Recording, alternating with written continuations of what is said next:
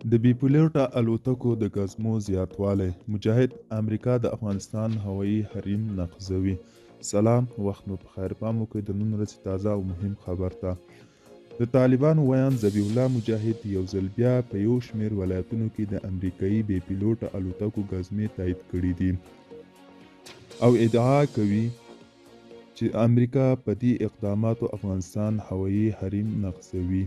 تر نیمروز، کندهار، لغمان، پنجشیر، تخار، کندوز، بدخشان او کابل وروسته په یو شمېر نور ولایتونو کې هم بې پیلوټه الوتکې د ګزمې پر مهال لیدل شوي دي.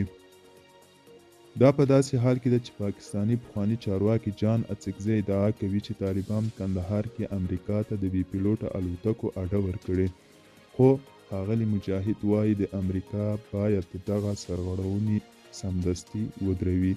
ملګرو، دا و د نن ورځې چمتو شوې ویډیو. تر بیا هم په الله سپارم، ښې چارې ښه وخت.